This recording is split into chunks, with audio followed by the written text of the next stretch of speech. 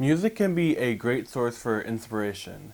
It can inspire things in the media, it can inspire people's attitudes, it can also inspire like a bunch of ideas for different things. So let's take a look at that with the gun designs of the Bayonetta series.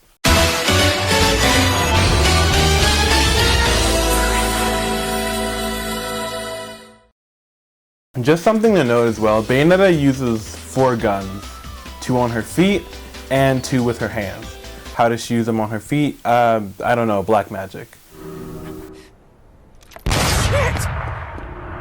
Her first set of guns in Bayonetta 1 are called the Scarborough Fair, which is a reference to the 1963 English ballad Scarborough Fair. Her guns are based off of the 4 lyrics of the song, which are parsley, sage, rosemary, and thyme, which is supposed to represent parsley.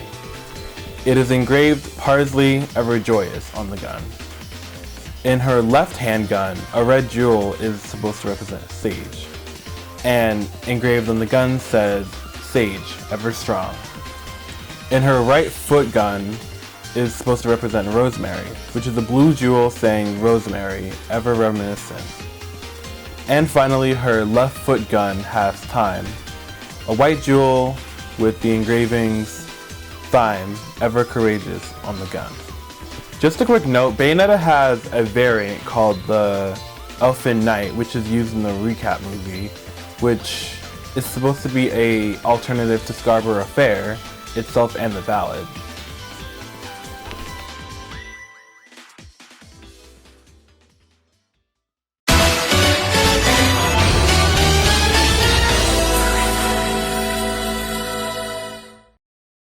Next up, from the Bayonetta sequel, Bayonetta 2, she gets a new pair of guns called Love is Blue.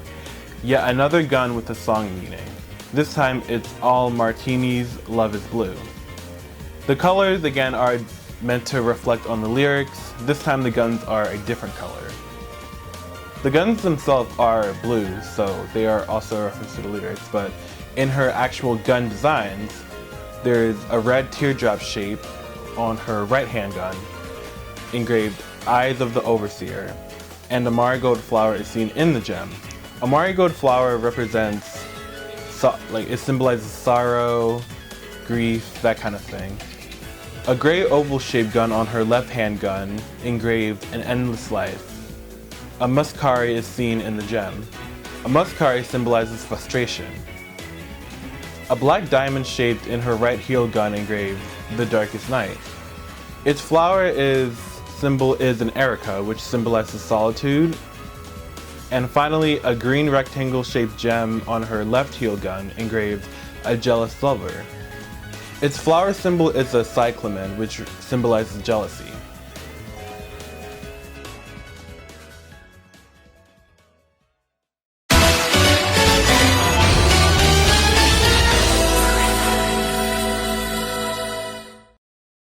Now, her last guns in her upcoming game, Bayonetta 3, is going to be a bit difficult because we don't really have a full look at her guns yet. But her new guns are called Color My World, which is a reference to Petula Clark's song, Color My World. Again, the colors are a bit different here, and they each mean something. On her right hand gun, there's a bee charm, which symbolizes fertility. On her left hand gun, there's a ladybug charm, and a ladybug symbolizes good fortune and luck.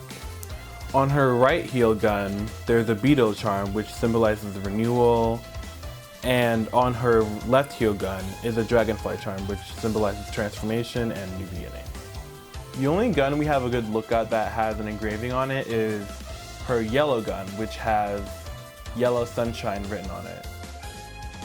And according to the lyrics of Color My World, they could reference the other gun engravings, which would be blue sky, green grass.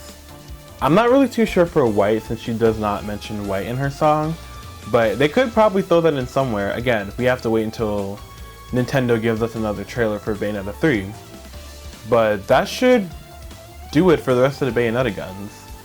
And it's really cool to see how music can influence not only behavior, but it can also inspire ideas like this, because these are actually really cool ideas, and I really love how Nintendo and Platinum Games put that together in Bayonetta.